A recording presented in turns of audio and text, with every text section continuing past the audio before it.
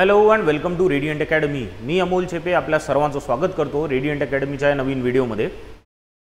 आपण एक व्हिडिओची सीरीज सुरू केलेली आहे। या सीरीजमध्ये आपण इंग्लिशचे अशा प्रॉब्लेम्सला इन्क्लूड करतो, अशा एक्झाम्पल्सला इन्क्लूड करतो जे एक्झाम्पल्स आपल्या मुलांना मॉक टेस्टमध्ये येतात आणि त्यांना ते सोडवताना डिफिकल्टी येते।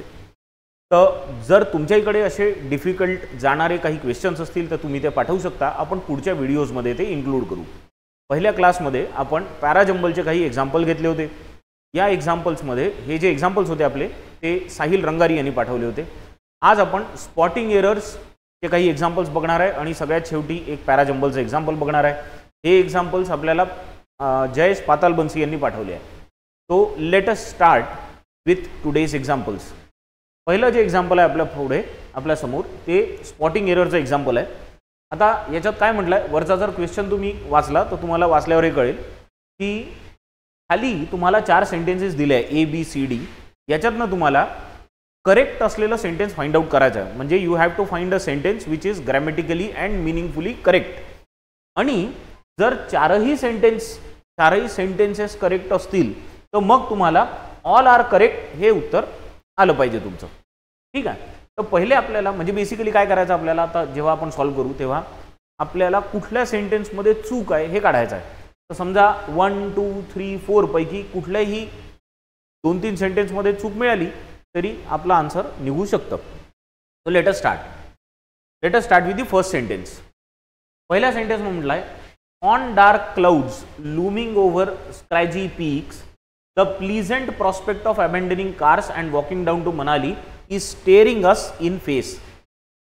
आता हे प्रॉब्लेम म्हणजे हे सेंटेन्स वाचल्यावर काय लक्षात येतं, on dark clouds looming over scraggy peaks म्हणजे डार्क क्लाउड्स लूम करत आहे स्क्रॅजी पीक्सवर। पीक्स म्हणजे पहाडांवर क्लाउड्स आहे आणि म्हणून एक हे जे प्रॉस्पेक्ट आहे प्रॉस्पेक्ट ऑफ अबॅन्डनिंग कार्स म्हणजे गाड्या जिथे आहेत तिथे ठेवून आपल्याला मनालीला चालत जाऊ शकतं असा काहीतरी अर्थ आहे त्याचा। असा काहीतरी अर्थ लागू शकतो, पण हे आपल्याला चालत जाऊ शकतं। कधी चालत जाऊ शकतं, जर डार्क क्लाउड्स पीक्सवर राहतील है ना। तर मग इथे ऑन डार्क क्लाउड्स येण्याचा चान्स खूप कमी आहे। बिकॉज ऑफ डार्क क्लाउड्स वगैरे जर असतं तर हे वाक्याला काहीतरी अर्थ लागला असता। त्याच्यामुळे एवढं तर तुम्ही सांगू शकता की हे इकडे कुठेतरी गडबड वाटते आहे। त्याच्यामुळे this sentence has an error in this part. दुसरं वाक्य, there are some hideous movements in the film we shot for overdrive hence every car made it up. आता या वाक्याचा अर्थ काय होतो की there are some hideous movements. Hideous म्हणजे वाईट अगली असलेले मुवमेंट्स जे असतात त्यांना आपण म्हणतो हिडियस मुवमेंट। फिल्ममध्ये काही हिडियस मुवमेंट आहे, ती फिल्म काय ती आम्ही ओव्हरड्राईव्हसाठी शॉट केली बा। Hence every car made it up. आता या पार्टचा इकडे काहीच अर्थ लागत नाही आहे, म्हणून सगळ्या कार मेड इट अप तर इथे काही अर्थ लागत नाही। म्हणजे याही वाक्यात प्रॉब्लेम तर आहे म्हणजे एरर आहे। You cannot say that it is correct. Next C वाला sentence, things has improved dramatically. आता हे वाचल्यास तुमच्या लक्षात येतं थिंग्स हा प्लुरल वर्ड आहे आणि प्लुरल सोबत तुम्हाला हॅज चालत नाही।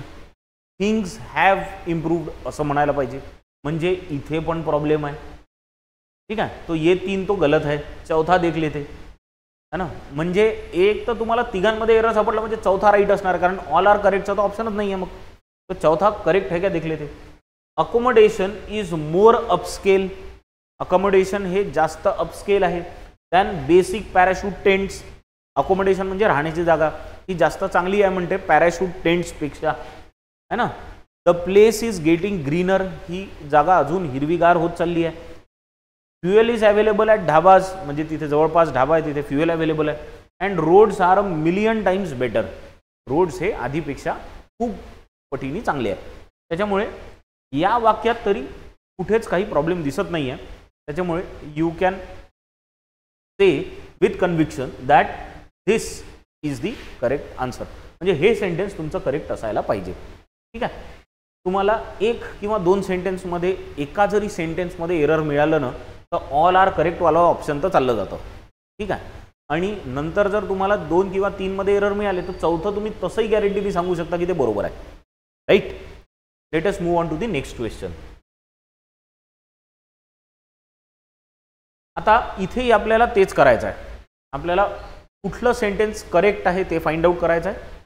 जर कुठल्याच सेंटेन्समध्ये प्रॉब्लेम नसेल तर ऑल आर करेक्ट आन्सर होईल. तर बघू पहिलं sentence, the book touches for contemporary tools. इथे वाचता वाचताच तुमच्या लक्षात पहिली गोष्ट येते, द बुक टचेस फॉर नाही होत. We touch upon something, not touch for something. So it touches upon contemporary tools और टचेस ऑन कंटेम्पररी टूल्स असा काहीतरी अर्थ पाहिजे. तर या सेंटेन्समध्ये तर प्रॉब्लेम आहे, हे करेक्ट नाही. आता हे करेक्ट नाही याचा अर्थ तुमचं हे करेक्ट नाही होऊनच जातं, कारण याचा अर्थ ऑल आर करेक्ट आहे. तर हे चुकलं म्हणजे हा विषय संपला. आता you have to find errors only in these 3 sentences. आता याच्यात काय म्हटलंय, the illustrations and interviews makes the book. आता हे वाचता वाचता सब्जेक्ट वर्ब अग्रीमेंटमध्ये प्रॉब्लेम येतो. मी जिथे खटकतं ना वाक्य तिथे त्याला फाइंड आउट करण्याचा प्रयत्न करा. द इलस्ट्रेशन्स अँड इंटरव्ह्यूज मिळून तुमचा सब्जेक्ट प्लुरल होत चालला. मग इथे मेक्स लागण्याचा म्हणजे मेक्स लागू शकत नाही. तो इथे पण तुम्हाला या सेंटेन्समध्ये प्रॉब्लेम आहे. तो यहाँ भी गडबड आहे, तो गलत है, ये खतम. आता याचा विषय घेऊ. She was earlier the global brand manager at Infosys. Manager at Infosys is right and is presently the chief marketing officer of Wipro's IT business. आता 2 गोष्टींकडे लक्ष द्या तुम्ही. इथे म्हटलंय global brand manager at Infosys आणि याच्यात म्हटलंय chief marketing officer of Wipro. नुसतं विप्रो असतं तर हे चूक असतं, म्हणजे नुसतं जर विप्रो असतं तर इथे ॲट आला असता. पण पुढे काय म्हटलंय, विप्रोज IT बिझनेस, आणि त्याच्यामुळे इथला जो ऑफ आहे हा बरोबर आहे. जनरली इथे चूक येऊ शकली असती जर आली असती तर, पण हे पण बरोबर आहे आणि हे पण बरोबर आहे. इथला ॲट इज राईट, इथला ऑफ इज राईट. ठीक आहे, कारण इथे म्हटलं ऑफ विप्रोज IT बिझनेस, इथे इन्फोसिसलाच आहे म्हणून ॲट इन्फोसिस. तो ये सेंटेंस में अभी तक तो कुछ मिला नहीं, अपन डी वाला पढ़ते बाद में फाइनल डिसीजन लेंगे. Between Infosys and Wipro we are talked about होत नसतं, वी टॉक अबाउट और वी टॉक्ड अबाउट. बरोबर आहे. एक तर काय यायला पाहिजे, वी टॉक म्हणजे तुमचा सब्जेक्ट सोबत व्हर्बचा फर्स्ट फॉर्म यायला पाहिजे, वी असेल तर, किंवा पास्ट टेन्स असेल तर डायरेक्टली वी टॉक्ड असं यायला पाहिजे. वी सोबत हेल्पिंग वर्ब घेऊन टॉक्ड लागण्याचा काही स्कोप नाही आहे, कारण वी स्वतः टॉक करता, इट इज नॉट पॅसिव्ह. त्याच्यामुळे इथे प्रॉब्लेम आहे, दिस इज रॉंग. तर तुम्हाला 3 चूक मिळाल्या, त्याच्यामुळे हे तर पहिले चूक झालं होतं. तो the right answer is C. ठीक आहे, चलायचं पुढे नेक्स्ट क्वेश्चनवर. Next, let us again look at the sentences. Indian investors prides themselves. पुन्हा पहा सब्जेक्ट वर्ब ॲग्रीमेंटच मोठा प्रॉब्लेम आहे. इंडियन इन्व्हेस्टर्स म्हटलं की इकडे फक्त प्राईड पाहिजे, इथे हेच चालत नाही, म्हणजे हे चुकलं आणि हे चुकलं म्हणजे हे संपला विषय. ई वाला ऑप्शन गेला. आता तुम्हाला फक्त हे BCD यांच्यातच चेक करण्याची गरज आहे. सी मध्ये काय म्हटलंय, stock market behaviour is often interpreting as. Stock मार्केटचा बिहेवियर इंटरप्रिट करत नाही, केल्या जातो. जर आपण म्हणतो ना केल्या जातो, that means it is a passive sentence. And if it is passive, आपल्याला इथे टू बी जर दिला आहे तर इथे व्हर्बचा थर्ड फॉर्म यायला पाहिजे, इंटरप्रिटेड. तर तो नाही आहे, म्हणजे हे पण चुकीचं आहे. तो ये भी गलत हो गया. सी देखते. By that token. By that टोकनचा अर्थ माहिती आहे का? बाय दॅट टोकन ही फ्रेज आहे, त्याचा अर्थ होतो इन द सेम मॅनर किंवा त्याच पद्धतीने आपल्या भाषेत जर म्हटलं तर. तो by that token in the same way असा अर्थ नाही घ्या त्याचा. बाय दॅट टोकन आहे ना, in the same way, in the same manner.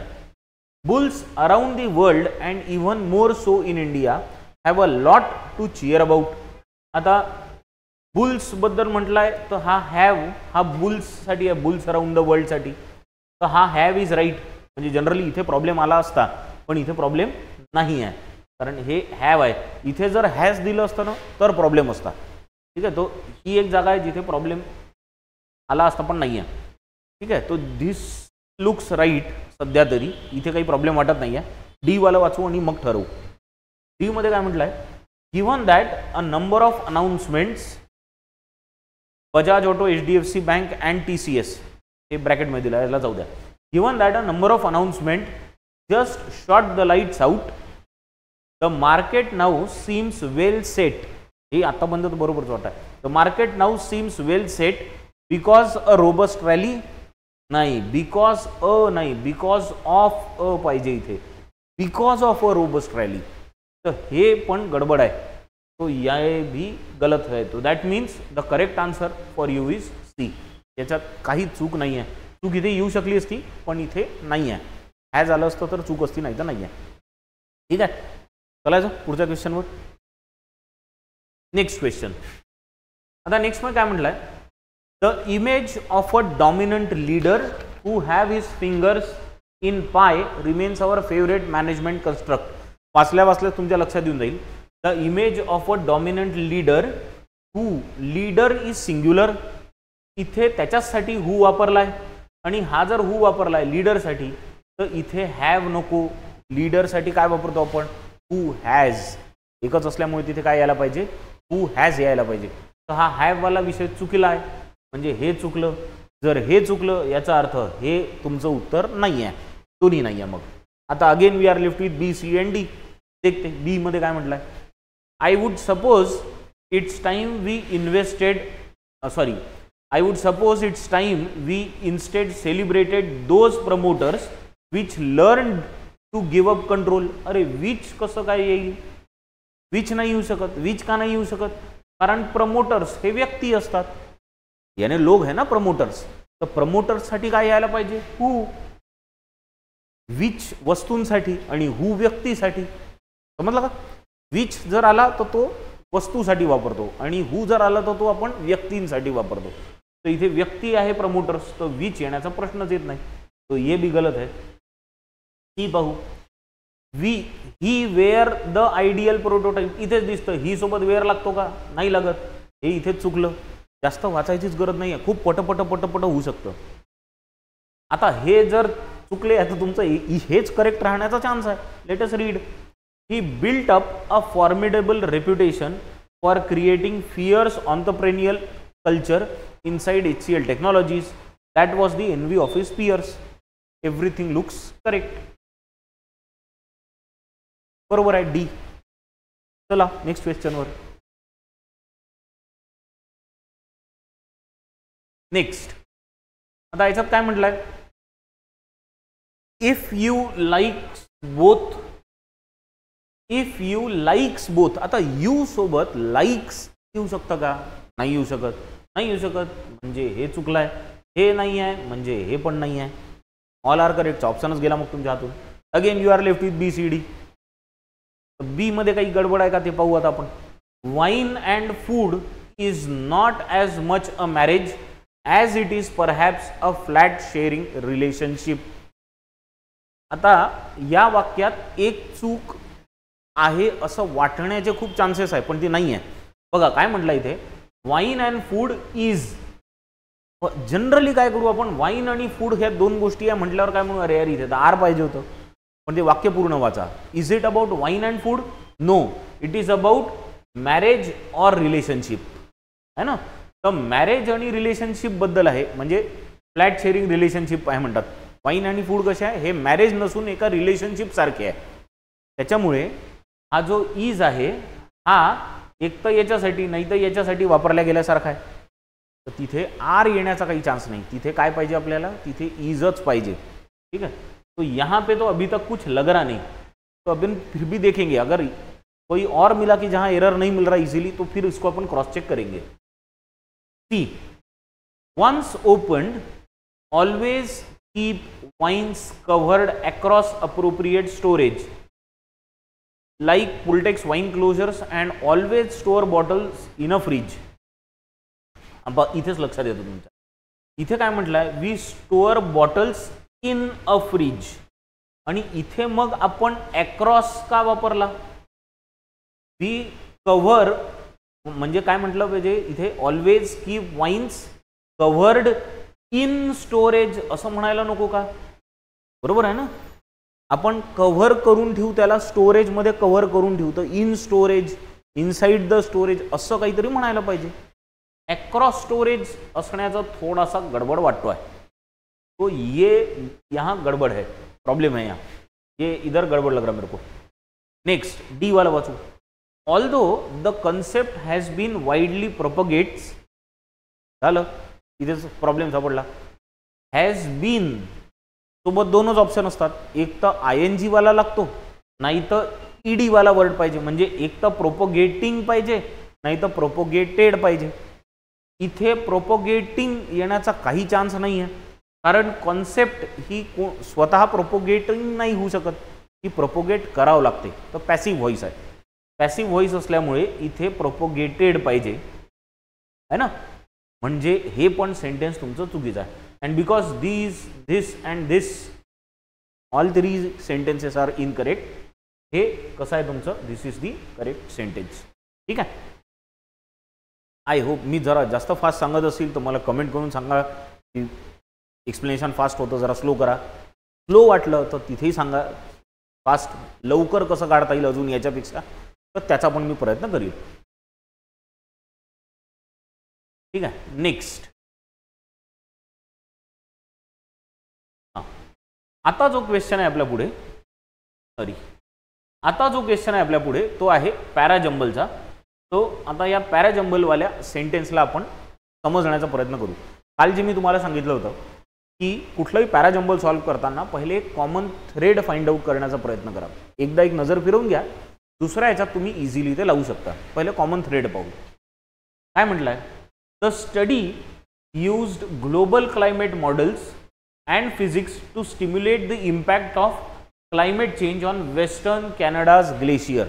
Western कॅनडाचे जे ग्लेशियर्स आहे तिथे फिजिक्स आणि क्लायमेट मॉडेल्सचा अभ्यास केला गेला. पण महत्त्वाची गोष्ट पाहिजे काय आहे, द स्टडी. कालपासून मी सांगतोय त्या द वर खूप लक्ष द्या. द स्टडी म्हणजे काय, ती स्टडी. आता ती म्हणजे कोणती स्टडी हे बघावं लागणार आहे. तर हे पक्क पहिलं ते सेंटेन्स नाही राहणार एवढं नक्की झालं. पण एक लक्षात आलं, we are talking about some study. Next, all that melting ice. पुन्हा पूर्ण उन्हाला बघा, ऑल दॅट मेल्टिंग आईस म्हणजे कुठेतरी मेल्टिंग आईस बद्दल चर्चा असणार आहे. मग ते कोणत्या वाक्यात आहे ते जरा बघावं लागेल. ठीक आहे. All that melting ice could impact everything from tourism to agriculture, forestry, water quality, under water ecosystem, tourist. Scientist warn आहे ना, सायंटिस्टनी वॉर्न केलं की मेल्टिंग आईस कशावर तरी इम्पॅक्ट करणार आहे. नेक्स्ट, मी आता फक्त नजर टाकत आहे, फक्त तुम्हाला स्लो वाचून सांगत आहे एवढंच. With the help of new high resolution projection tactics, the team was able to look at number of different scenarios, all of which were dire. बरोबर. आता काय म्हटलं याच्यात, नवीन हाय रिझोल्युशन प्रोजेक्शन टॅक्टिक्सचा वापर करून टीमनी काय केलं, वेगवेगळे डिफरंट सिनॅरिओज काढले. मला काहीतरी वेगवेगळं वरच्याच वाक्यात वाचण्यात आला इकडे, वेगवेगळे सिनॅरिओज है ना. आणि इथे सायंटिस्टनी वॉर्न केलं होतं आणि इथे काय म्हटलंय, ऑल ऑफ विच वेअर डायर. डायर म्हणजे घातक, जिससे नुकसान बहुत हो सकता, डेंजरस असे डायर. ऑल ऑफ विच आर डायर.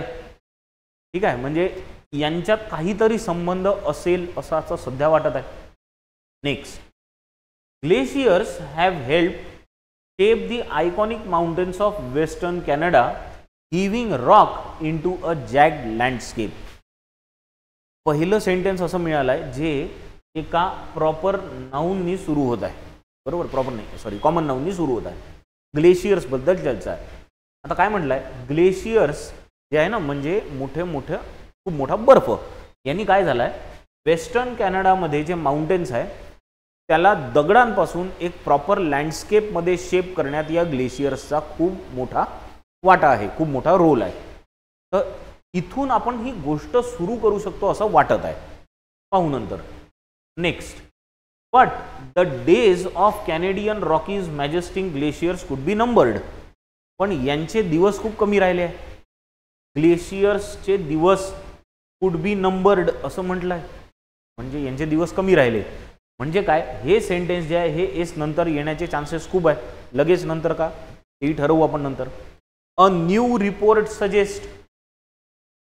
न्यू रिपोर्ट अभ्यास केल्यानंतरच दिला जातो आणि अभ्यासाबद्दल आपण इकडे बोललो होतो. ठीक आहे, तर तिथे आपण याला लिंक करू. ठीक आहे. A new report suggest that by 2100 glaciers of Alberta and British Columbia would lose 70 to 90% of their volume. बर्फाचे जे हे ग्लेशियर्स आहे यांचं 70 ते 90%, 70 to 90% व्हॉल्यूम रिड्यूस होईल असं म्हणत आहे. म्हणजे ग्लेशियर्स मेल्ट होणार आहे आणि आपण मेल्टिंग आईस बद्दल वाचलं आहे. ठीक आहे. आता लिंक करा गोष्टींना. सुरुवात कुठून करू शकतो आपण, पक्क या सेंटेन्स पासून करू शकतो. एकच सेंटेन्स आहे जो नाउन सुरू होता है, तो एस से शुरू करेंगे की ग्लेशियर्सनी आयकॉनिक माउंटेन्स जे वेस्टर्न कॅनडाचे त्याला एक प्रॉपर लँडस्केप देण्यात एक रोल प्ले केला आहे. पण दिस बट इज व्हेरी इम्पॉर्टंट. पण कारण पणच्या आधी आणि नंतर नेहमी अपोजिट्स राहतील. पण हे जे ग्लेशियर्स आहे यांचे दिवस खूप कमी राहिले, कुड बी नंबर्ड, खूप कमी दिवस राहिलेले आहे असं एक नवीन रिपोर्ट सजेस्ट करतो आहे बा. ठीक आहे. म्हणजे हे टी वाला सेंटेन्स नक्की एसच्या नंतर येईल. लगेच नंतर का अजून लगेच नंतर नाही, गॅप ठेवायची नेहमीमध्ये, ॲडजस्टमेंटचा स्कोप ठेवा. तर एस नंतर टी येईल. नंतर T, the study used global climate models and physics. या स्टडीनी ग्लोबल क्लायमेट मॉडेल्स आणि फिजिक्सचा अभ्यास केला. कोणत्या स्टडीनी, हाच स्टडी ज्याच्याबद्दल आपण इथे चर्चा केली, अ न्यू रिपोर्ट. म्हणजे पी वाला सेंटेन्स पक्क टीच्या नंतर येणार आहे. लगेच नंतर का माहीत नाही, हे वाचल्यावर ठरवू. आता या दोन वाक्यांमध्ये तर एक कन्फर्म होत आहे की पहिले कोणतं यायला पाहिजे. आपण मगा वाचलं होतं तेव्हा लक्षात आलं असेल की या वाक्यात म्हटलंय डिफरंट सिनारिओज आहे ना, आणि विच वेअर डायर, ऑल ऑफ विच वेअर डायर, म्हणजे ज्याचे कन्सिक्वेन्सेस खूप वाईट असू शकतात असे. आणि सगळे सिनारिओज कुठे दिले, हे इथे दिले. Agriculture, forestry, water quality, under water ecosystem, हे वेगवेगळे सिनारिओज झाले. तर याचा परिणाम वाईट होऊ शकतो. हा पार्ट या दोन वाक्यांमध्ये आला. म्हणजे हे दोन सेंटेन्स क्यू आणि आर हे एस टी पी यांच्या खाली येतील. एक गोष्ट, पण क्यू आणि आर मध्ये पहिले कोणता येईल, तर आर पहिले येईल आणि नंतर क्यू येईल. मग हे कसं असायला पाहिजे, एस टी पी, आर पहिले आणि नंतर क्यू. तो हा S T P R Q असा सिक्वेन्स याचा जमू शकतो. तर हे काही क्वेश्चन्स होते. आपण काही स्पॉटिंग एरर्सचे पाहिले आणि एक पॅराजम्बलचं. तुमच्याकडे जर तुम्ही मॉक टेस्ट सोडवत असाल आणि त्याच्यात तुम्हाला काही प्रश्न असे मिळत असतील की जे कठीण आहे, तुम्हाला कळत नाही आहे, तर मला ते पाठवा. मी पुढच्या व्हिडिओजमध्ये त्याला आणण्याचा नक्की प्रयत्न करीन. काही क्वेश्चन्स असले डायरेक्टली कॉल पण करू शकता. Thank you very much.